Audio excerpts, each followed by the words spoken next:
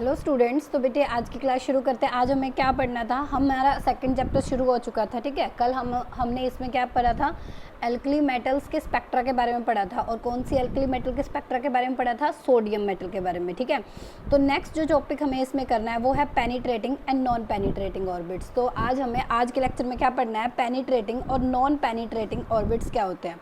जैसे देखो नाम से ही पता चल रहा है, जो पेनिट्रेट करते हैं वो पेनिट्रेटिंग ऑर्बिट्स, और जो पेनिट्रेट नहीं करते हैं वो नॉन पेनिट्रेटिंग ऑर्बिट। जो पेपर में जो क्वेश्चन आता है वो इन दोनों के डिफरेंस से रिलेटेड आता है कि इन दोनों में क्या डिफरेंस है। तो उसी फॉर्म में हम आज इसको पढ़ेंगे कि इन दोनों में डिफरेंस क्या है।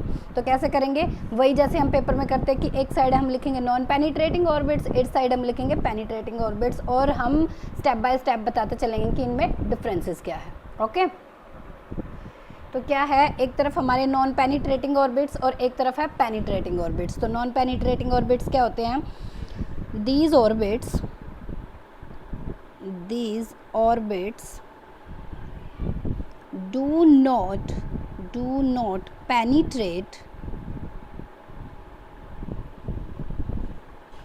the atoms core। क्या है इसका मतलब, मान लो ये हमारे पास इलेक्ट्रॉन का रिवॉल्विंग पाथ है। ठीक है, यहाँ पे हमारा एटम कोर है जिसको मैं थोड़ा सॉलिड दिखा रही हूँ। ठीक है, ये अपना एटम कोर है, तो इसको कोई डिस्टर्ब नहीं करता, इसको ये पेनिट्रेट नहीं कराता है।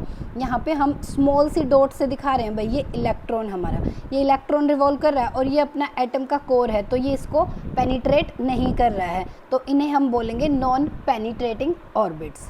तो इसके साथ में ये क्या होते हैं, these orbits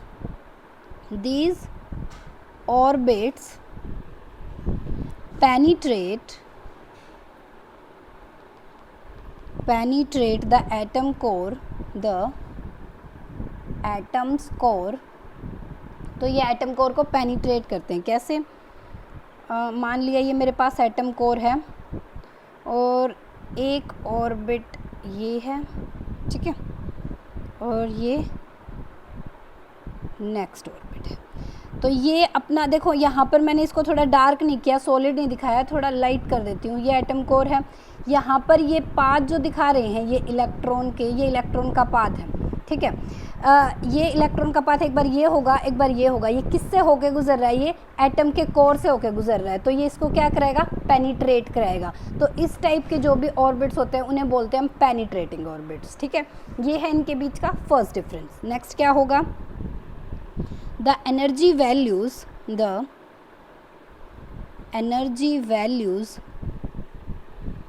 for these orbits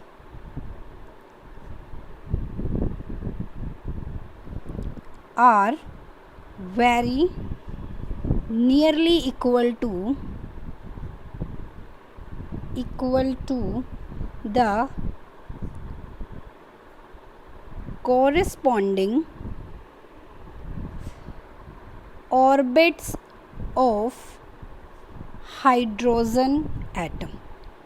इनकी जो एनर्जी की वैल्यू होती है ना, वो हाइड्रोजन की एनर्जी वैल्यू के इक्वल होती है, मतलब नियर बाय उसी के इक्वल होती है। हाइड्रोजन एटम अपना किस में रहता है, ग्राउंड स्टेट में। इसकी एनर्जी कितनी होती है, En is equal to -13.6 into n square क्या है हमारी नंबर ऑफ शेल्स। ठीक है, तो ये क्या है, इसी के अकॉर्डिंग इसकी क्या हुई, इलेक्ट्रोवोल्ट। तो इसी के कोरस्पॉन्डिंग की एनर्जी वैल्यूज़ होती है। अच्छा, इनकी क्या होती है, these energy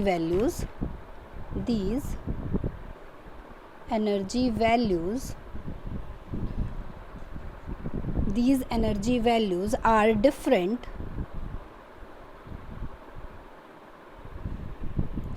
from the corresponding orbits of hydrogen atoms. तो हाइड्रोजन एटम्स है, जैसे हमने कल सोडियम के लिए पढ़ा था। ठीक है, तो उसकी जो अपनी एनर्जी की वैल्यू थी वो अलग थी, तो वो क्या अपना पेनिट्रेटिंग ऑर्बिट्स में आएगा। ठीक है, नेक्स्ट क्या है डिफरेंस इनमें, these orbits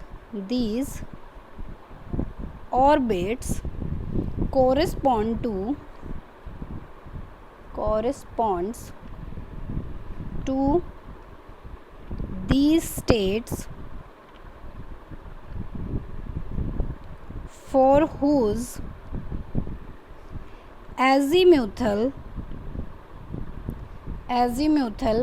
क्वांटम नंबर, जिसे हम k से रिप्रेजेंट कर रहे थे, is very nearly equal to principal quantum number, equal to principal quantum number, जिसे हम n से रिप्रेजेंट, यहाँ पे k और n की वैल्यू इन ऑर्बिट्स के लिए सेम होती है, ठीक है। तो इनमें क्या होता है, these orbits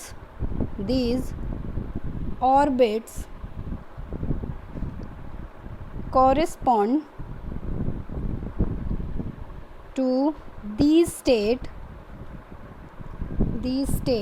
whose azimuthal quantum number is different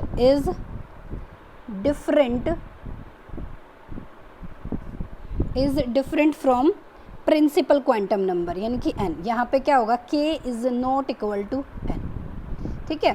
तो ये एग्ज़ाम में अपना 2 और 3 मार्क्स में ही आता है बेटा, तो आपको ये इतना ही लिखना होगा इसमें, ठीक है। तो हमारा पेनिट्रेटिंग और नॉन पेनिट्रेटिंग डिफरेंस की फॉर्म में आता है और उसी फॉर्म में मैंने आपको पढ़ाया है, ठीक है। तो इतना आपको ये करना है। Okay, thank you.